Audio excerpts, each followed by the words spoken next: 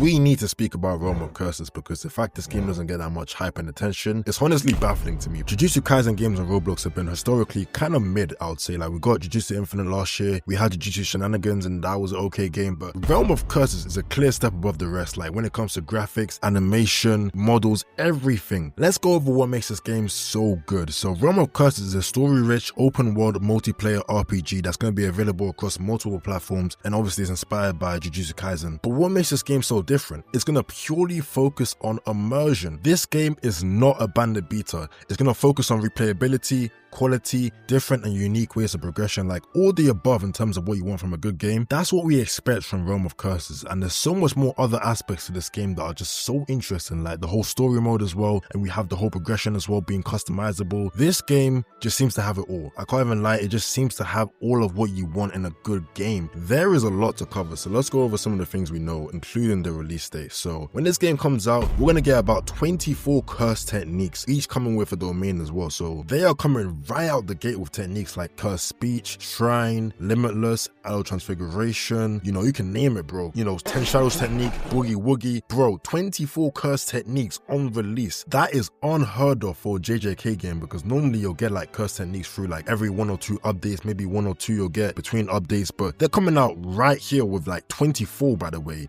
Bro, that is nuts. It really is nuts, and it tells you how serious they are about this game, because they are trying to give players as much choice as possible in Realm of Curses. And speaking of choices, you can choose to either be a curse or sorcerer, and whichever one you choose, you can get a different storyline and gameplay in the game. Like, as a curse, you could experience the game in an entirely different way than a sorcerer would. And you know what's interesting? The choices you make in the game will influence whether you become a curse or a sorcerer, because whatever choices you make in the storyline will lead you down certain roads that either turn you into a curse or into a sorcerer. So this game is really giving you all the power to do what you want, and that's something that I think is very, very interesting. And clearly they're focusing more on immersion here than they are just bandit beating and just beating up NPCs. There is a lot more depth to this game that we haven't really seen before from other type of JJK games. And on that note as well, this game's gonna have voice acting. More than 2 people can have a domain clash, which sounds absolutely mental, by the way. We're getting 49 curse weapons upon release, which can range from like light, medium and heavy depending on which type of weapon you get. Like I've been saying, this game has a lot of variation. Also, something that's kind of important is that this game won't be focusing on PvP. Like, obviously PvP will be an aspect in the game, but it's not the main focus. Like, the storyline is like the main thing they're gonna focus on in this game. So obviously people are gonna think about PvP for this type of game, and yeah, it's gonna be there, but it's not gonna be the thing you look at when you first play this game. Obviously this could change in the future, because they said themselves that they really want to listen to the community, and if the community wants more PvP, we could get more PvP in the future. So it's not something that's like gonna be permanent. I feel like that could easily change over time if they want to see like more aspects of PvP in the game, but I think for right now, like when it does release, that PvP won't be the hugest focus for them. Oh yeah, before I forget, let's speak on the sneak peeks and gameplay, because we got a couple sneak peeks so far, and we have about 3 domains we've been shown. So we have Kamo's domain, Sukuna's domain, and Gojo's domain. So I'm gonna show them on screen right now.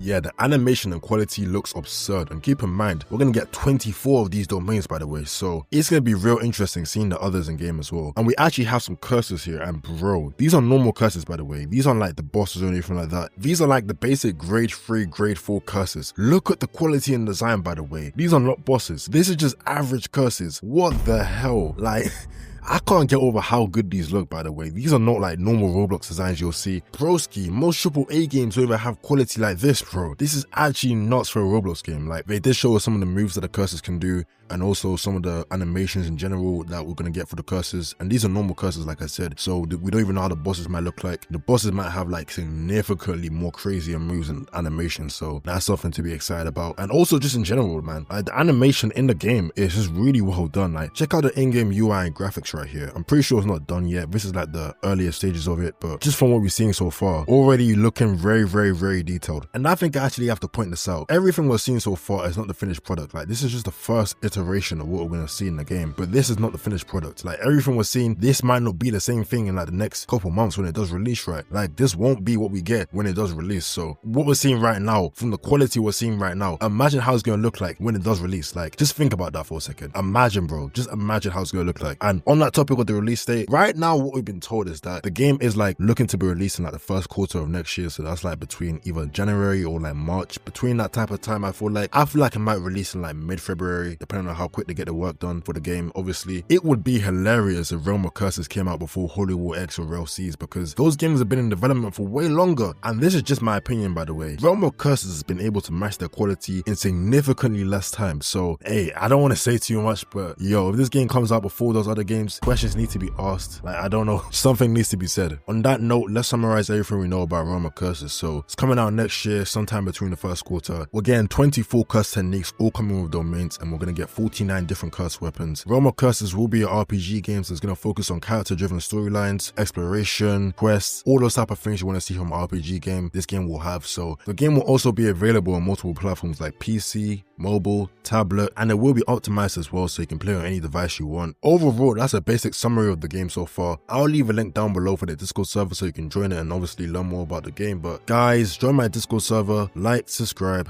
and peace.